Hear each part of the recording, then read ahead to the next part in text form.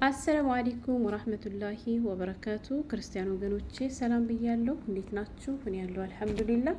መይም ሸቃሊት ነኝ። ዛሬም በአዲስ ቪዲዮ መጥቻለሁ። አብራችሁኝ ቆዩ። ለቻናሉም አዲስ ከሆናችሁ ላይክ፣ ሰብስክራይብ በማድረግ ቤተሰብ ሁኑ። ውድ ቤተሰቦች፣ የሀገሬ ልጆች፣ ዛሬ ልክ እንደኔ በስደት ለምትኖሩ ሁላችንም የሚመለከት አንድ ቪዲዮ ይዤ ነው የመጣሁትና ቪዲዮውን በደንብ ስሙትና ሀሳብ አስተያየታችሁን ኮሜንት ላይ አስቀምጡልኝ። እንዲሁም ደግሞ የማታውቁ ካላችሁ ልክ እንደኔ እንዳትሸወዱ ጥንቃቄ እናድርግ ለማለት ያክል ነው። እሱ ምንድነው መሰላችሁ? እንግዲህ ወደ ስደት ስንመጣ ብዙዎቻችን ያው የስደት ምግብ ከሀገራችን ምግብ በብዙ ነገር ስለሚለይ አንድ ምግቡን ለመልመድ የምንቸገር ልጆች አለን። ሁለት ደግሞ ሀታ ብዙ አመት ተቀምጠን ያንን ምግብ መመገብ የማንችላለን። ምግብ እያለ ብዙ ጊዜ የምንራብ ልጆች አለን ማለት ነው። ለምን ብትሉ ያገኘነውን ምግብ መመገብ ስለማንችል ማለት ነው። እንግዲህ ከነዚያ መካከል አንዷ እኔ ነኝ። እኔ አረብ ሀገር ላይ ከመጣሁ ቆይቻለሁ፣ ግን ምግብ ያገኘሁትን መመገብ አልችልም። ለምሳሌ የእንስሳት ውጤት የሆኑትን እነ ስጋ፣ እነ ወተት እና ይቤ እነ ቅቤ ምናምን እነ ለበን ምናምን ነገር እነዚህ የሚባሉ በደረሱበት አልደርስም። ማለት በበላ ጠልቼ አይደለም፣ በበላ ደስ ይለኝ ነበር፣ ምክንያቱም እጠቀምበታለሁ። ገባችሁ? ግን ደግሞ አልችልም። እኔ ልብላ እንኳን ብል ችዬ ወይንም ደግሞ ብቻ በጥቅል መመገብ አልችልም። እና የሀገሬ ልጆች ዛሬ ምሳ ልሰራ በጧት ተነሳውና ይህን የምታዩትን ዶሮ አውጥቻለሁ ማለት ነው። እውነቴን ነው የምላችሁና የምታውቁ ግን በደንብ እንድታስረዱኝ እፈልጋለሁ። የማታውቁ ካላችሁ እንግዲህ ሆድ ከገባ ዘመር ነው እያላችሁ ከበላችሁ ብሉ ማለት ነው። እና እኔ እዚህ ቤት ስጋ አልበላም፣ ዶሮ በላለሁ ማለት ነው። ግን ዶሮ ሁሉንም ዶሮም አልበላም። አይታችሁት ከሆነ ግራም አላቸው ዶሮዎቹ። የሆነ በግራማ ያነሰች ዶሮ ከመጣች አልበላትም። ለምን ብትል ሳጥበው ራሱ ያስታውቀኛል እና የሆነ ደስ የማይል ነገር አለው። እንደዛ ከሆነ አልበላም። እና እኔ እውነት ለመናገር እዚህ ቤት አልሐምዱሊላህ ቤቱ ነጻነት ስላለው በአብዛኛው የምመገብ የሀገሬ ምግብ ነው። ቤቱን ባሳያችሁ አንድ ቀን አሳያችኋለሁ። የሌለ የሀበሻ ምግብ አታገኙም። እነ ተልባ አሉ፣ እነ ሱፍ አሉ፣ እነ ሽሮ ዱቄት ባልጫ በምጥን በርበሬ በአይነት አለ፣ ጤፍ ዱቄት አለ። አልሐምዱሊላህ ሁሉ ነገር አለና ያገኘሁትን ምግብ ስለማልመገብ የአረቦችን የራሴን ምግብ ነው በአብዛኛው የምመገበው ማለት ነው። ከቻልኩ እንጀራ ጋግራለሁ፣ ካልቻልኩ ደግሞ እንጀራ ገዝቼ ማለት ነው። እና ግን ለምሳሌ ከስጋ ዘሮች ይሄን ዶሮ እመገባለሁ ማለት ነው። ይሄ ድጃጅ ስድር የሚባለው እንዲሁም ደግሞ ዶሮ ራሱንም እመገባለሁ። ግን ሁሉንም አይደለም ብያቸዋለሁ። እና ብዙዎቻችን ብቻ በጥቅሉ አረብ ሀገር ላይ ስንኖር ምግብ የምንመርጥ ልጆች አለን። ያገኘነውን መመገብ የማንችላለን።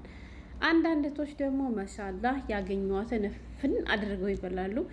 እኔ በነገራችን ላይ አንዳንዴ ይቀናሉ። ለምን ብትሉ 3-4 አይነት ምግብ ራሱ በአንድ ቀላቅለው በልተው ጤነኛ የሚሆኑ ሰዎችን ሳይ ታድላችሁ እላለሁ አንዳንዴ ማለት ነው። ለምን እኔ አልችልም እንደዚህ ያለ ነገር እና ብቻ በጠቅሉ ምግብ እጸይፋለሁ። ግልጹ ልንገራችሁ ግን እንደዚህ ስል በጣም ይቅርታ ሀገሬ ልጆች። እና ምንድን ነው በሉ ብቻ ስጋና ወተት ዘር የሆነ ነገር በተለይ ደግሞ ሸክ ያድርብኛል ሁሌም ማለት ነው። አውቃለሁ ሀራም የሆነ ነገር እንደማይበላ ሀላል ነው ተብሎ የሚበላው ምንም እንኳን በማሽን ቢታረድም እንግዲህ እና ቆይ አሁን እኔ ማለት ነው ጥያቄሽ ምንድን ነው? ወደ ገደለው ግቢ ማለታችሁ አይቀርም። ምን ላድርግ የሀገሬ ልጆች ጨንቆኝ እኮ ነው ወላሂ። ብዙ ጊዜ አይዋለሁ ደግሞ የዛሬው ተለየብኝና እንዶ ዛሬማ ዝም ብዬ ማለፍ የለብኝም ቁርጤን ማወቅ አለብኝ ብዬ መጣሁ። የምታውቁ አሳውቁ በቃ ከዛሬ ጀምሬ ያቆማለሁ። እስከ ዛሬው አልፏል።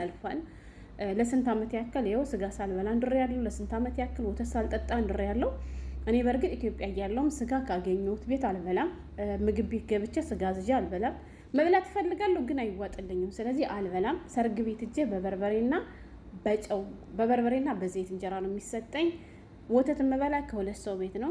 አላህ ይረህማት ከአያቴና ከእናቴ ቤት ብቻ ወተት ከተዘጋጀ ሌላ ሰው ቤት እጄ እበላለሁ ግን እታመማለሁ። ገባችሁ? ለምን እየተጸየፍኩ ስለምበለው ማለት ነው። እና ስለዚህ ይሄን ነገርም እስከ ዛሬ ካቆምኩት ከወተቱ ከስጋው ስለማይበልጥብኝ እተዋለሁ። እና የምታውቁ ግልጹን ንገሩኝ። እያያችሁት ነው አይደለ? ይሄ ዶሮ እንግዲህ ዶሮ ነው ያገሬ ልጆች። ዶሮ የፈለገ ያክል የፈረንጅ ዶሮ የፈለገ ያክል ያበሻ ዶሮ ቢባል በሀገራችን ብዙ የዶሮ አይነቶች እናውቃለን። አውቃለሁ ይሄ ሁሉም ነገር በኬሚካል የተነፋፋ ነገር እንደሚመጣልን። ግን የሀገሬ ልጆች የፈለገ ያክል ቢነፋፋ አሁን ይሄን የሚያክል የዶሮ ስጋ አለ ብላችሁ ነው የምትሉኝ እንዴ? ምንድን ነው የሚያክለው መሰላችሁ? ወላሂ ከምሬ ነው። እኔ ገበሬ ልጅ ነኝ። አባቴ ጠቦቱን ምንድን ነው ጊደሩ ምኑን እያረደ እንደፈለግኩ ያደግኩ ልጅ ነኝ ማለት ነው። እና ግልገል ታውቃላችሁ? ጠቦት የምትባል ቄብ ፍየል ወይንም ደግሞ ጠቦት ወንድ አይደል የሚባለው? እነሱ ታርደው ጭናቸውን ነው እኮ የሚያክለው ይሄ ሀገሬ ልጆች። ልክ ያንዷን ጠቦት ፍየል ጭኗን የሚያክል ስጋ እንዴት ነው የዶሮ ስጋ ሊሆን የሚችለው? እንዴት አምኜ ልብላ ይሄን ነገር? እዩት እስከ ዛሬ ድረስ እንዲያው ይሁን እያልኩኝ በቃ አይደለም ጫን እያደረግኩ በላታለሁ። ዛሬ ግን በጠዋቱ ልሰራው ሳወጣው ትልቅ ነው ሳህኑ፣ በሳህኑ ሞላ እና አሁን ይሄ እውነት የዶሮ ስጋ ነው ወይ ነው? እኔ ጥያቄ ልንገራችሁ፣ ሌላ ነገር አይደለም። ወላይ ከዚህ ላይ ስታዩት በጣም ትንሽ ነገር ልጆች፣ ግን በአካል ስታዩት እኔ በጣም አፈርኩኝም አዘንኩኝም። እንዴ ይሄማ በቃ ዶሮ ነው እያሉ የሚያብሉ ሌላ ነገር ነው ብዬ ሸካ አደረብኝና፣ ስለዚህ የምታውቁ ሰዎች ካላችሁ ግልጡን አስረዱኝ። ከትናንት ወዲያ ቲክቶክ ላይ ምን አየሁ መሰላችሁ? ብዙዎቻችን ከሀገራችን ስንወጣ ጤናኛ የነበርነ ልጆች አረብ ሀገር ከመጣን በኋላ በቀደም አንድ ቪዲዮ ሰርቼ ነበር፣ ስለሱ ግን እመለስበታለሁ። አብዛኞቻችን አረብ ሀገር ያለ ልጆች ጤና የለንም፣ ታማሚዎች ነን የሀገሬ ልጆች። እና ቲክቶክ ላይ ምን አየሁ መሰላችሁ? ፕላስቲክ ፌስታል ማለት ነው፣ ነጭ ፌስታል ተዘጋጀና በጣም ብዛት ያለው ፌስታል፣ ከዛ የሆነ ማሽን አለ፣ በማሽን አስገቡት ማለት ነው። ፌስታሉን በማሽን ካስገቡ በኋላ ያንን ፌስታል ተረተሩት ማለት ነው።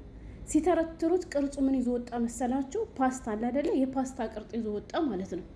ከዛ ግማሹን ፓስታ አደረጉት በሉ፣ ግማሹን ደግሞ ሩዝ አደረጉት በሉ። ፖሊስ ደርሶባቸው ወላሂ ቲክቶክ ላይ ያዩት ማለት ነው። ያያችሁ ልጆች ካላችሁ ኮሜንት ጻፉልኝ። ከዛ ግማሹ ሩዝ ተደረገ፣ ግማሹ ደግሞ በፓስታ መልክ ቀረበ። ከዛ የሩዙ ስም ራሱ ተጥፎበት ምናምን እንደዚያ እያዘጋጁ ፖሊስ ይዟቸው አየሁና ብዙ ልጆችም ኮሜንት እያነበብኩ ነበረ።